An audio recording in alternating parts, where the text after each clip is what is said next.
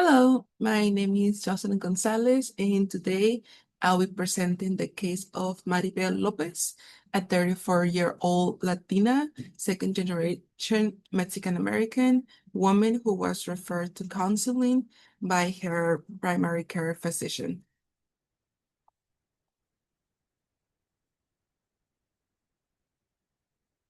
Maribel reported feeling anxious, overwhelmed, and helpless whenever her husband was separated from her. Maribel has a long story of depending on others, especially her husband and her mother, to make important decisions for her. She struggles to express disagreement, constantly seeks reassurance, and fears being left alone.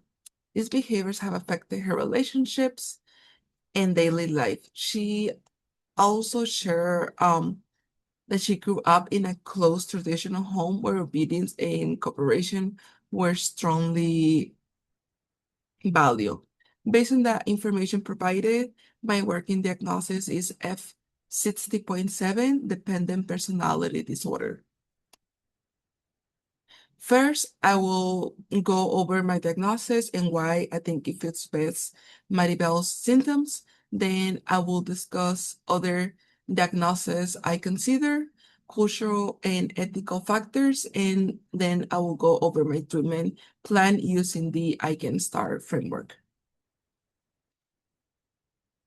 Maribel meets the DSM-5 criteria in several ways.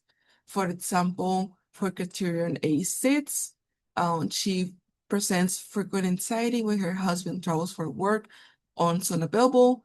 This feels uncomfortable or helpless when alone because of exaggerated fears of being unable to take care of for herself. And for example, for criteria A3, she has difficulty expressing disagreement, often goes along with others to avoid upsetting anyone.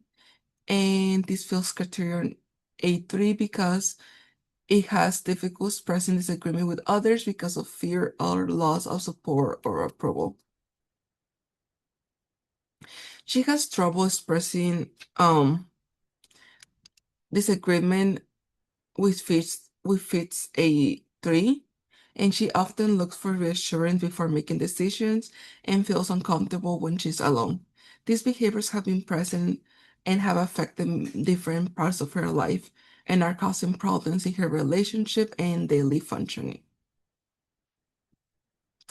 I also consider generalized anxiety disorder F41.1 because Maribel reports feeling anxious and overwhelmed.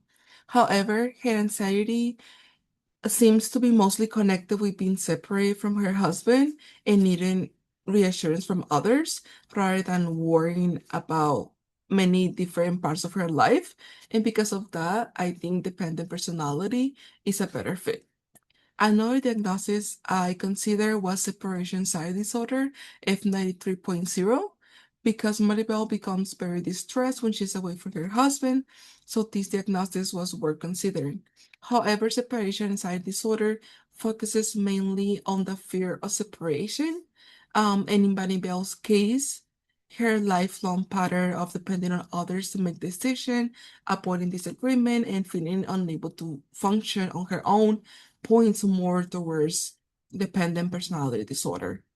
It is also important to recognize that Maribel's anxiety may happen alongside her personality disorder, which make more diagnosis more challenging. People with dependent personality disorder often doubt themselves and don't believe in their own abilities.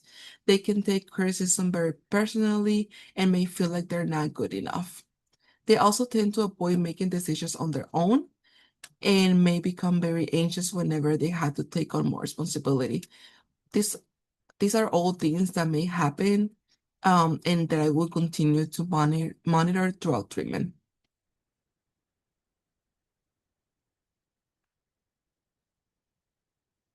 For cultural, ethical, and spiritual considerations, it is very important to understand Maribel's background.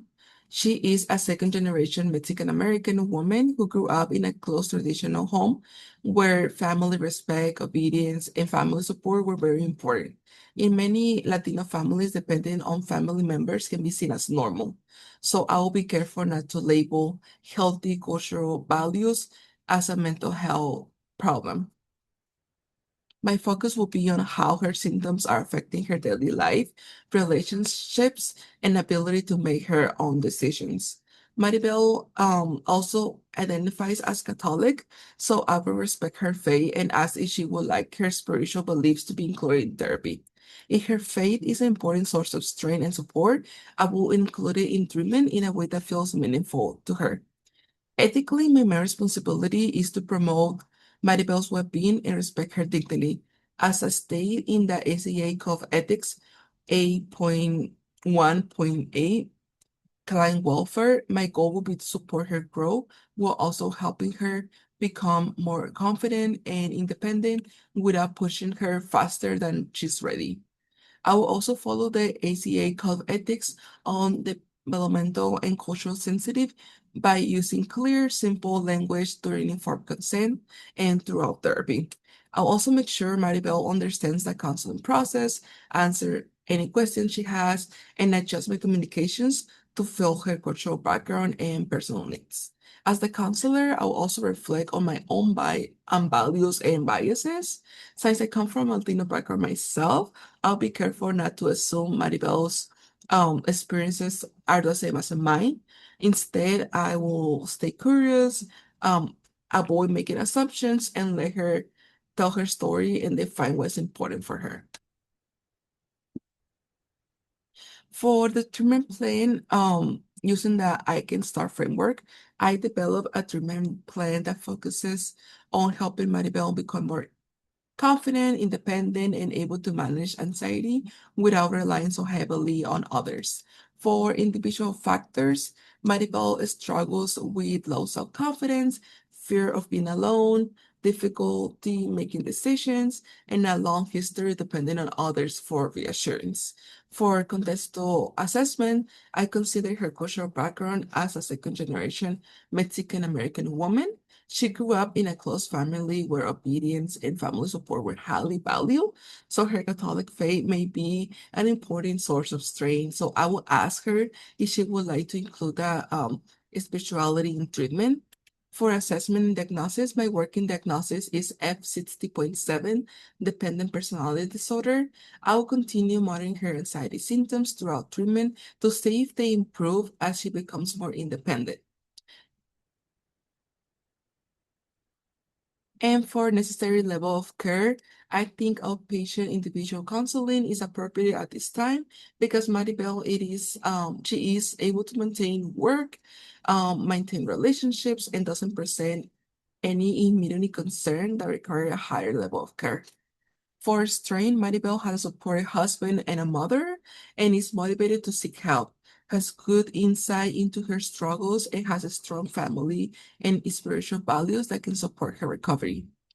For treatment approach, I will mainly use cognitive behavioral therapy, CBT, because it can help Maribel recognize and challenge negative beliefs about herself and build confidence in making decisions independently. I will also use acceptance and commitment therapy or SAT to help her tolerate uncomfortable emotions, reduce avoidance, and take steps towards becoming more independent while staying connected to her personal values. For aims and objectives, the first goal for Maribel is to make at least one independent decision daily without asking for reassurance for 4 consecutive weeks. The second goal is for her to reduce her anxiety when she's alone by practicing healthy coping skills at least 5 times per week. Progress will be measured through self-reports, therapy discussions, and regular rating scales.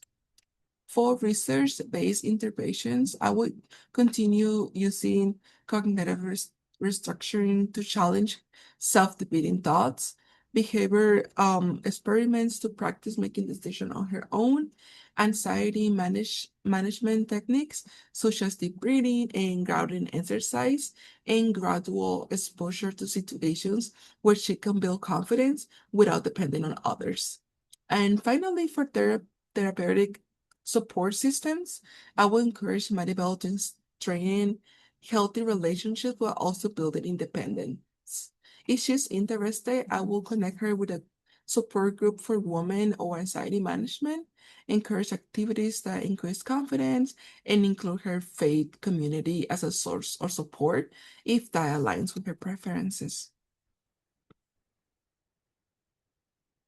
For self-reflection on clinical learning and limitations, this case taught me a lot and taught me that making a diagnosis it's not about just checking symptoms on a list. It is more about understanding the whole person, including the culture, family values, and life experiences. Maribel's case reminded me that culture can shape the way people think, make decisions, and relate to others.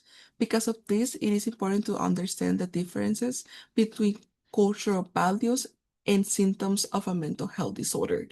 I also learned that cultural identity is not always simple. It is shaped by many factors, including a person's um, ethnicity, religion, family, traditions, and life experiences. It also changes over time.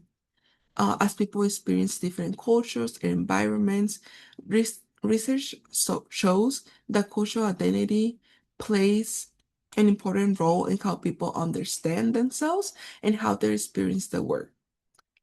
For Maribel, her Mexican American background, family values, and Catholic faith are very important parts of her life and who she is. And this part of her identity may influence how she learns to depend on others, but they should not automatically be seen as unhealthy. This case also reminded me to be aware of my own biases when working with Maribel. Since I also come from a Latino background myself, it could be easy to assume that my experiences are the same as Maribel. Instead, I want to stay curious, ask open-ended questions, and let the client teach me about her own experiences rather than me just making assumptions. As a counselor in training, there's still many areas where I want to grow. I will seek supervision when working with personality disorder because these cases can be complex and often require long-term treatment. And moving forward, I would also like to continue learning more about personality disorders, cultural responsive counseling, and evidence-based treatments like CBP and SAT. This case reminded me that becoming a good counselor is a lifelong learning process. It doesn't stop after school and it doesn't stop after practicum. And I want to continue growing so I can provide the best care for my future clients. Thank you.